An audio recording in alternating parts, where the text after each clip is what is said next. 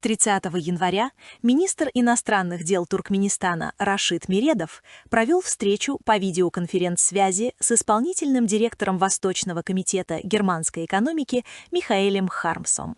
Стороны обсудили развитие торгово-экономических связей между Туркменистаном и Федеративной Республикой Германия, отметив высокий уровень двустороннего диалога.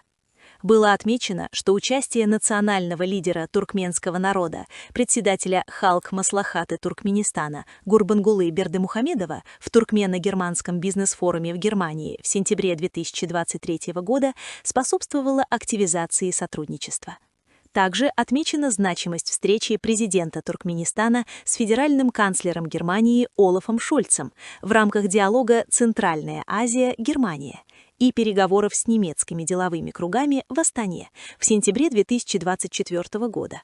Особое внимание участники встречи уделили регулярности проведения перекрестных дней экономик, бизнес-форумов и выставок, а также значению работы совместной туркмено-германской рабочей группы и Восточного комитета германской экономики для расширения практического межгосударственного взаимодействия.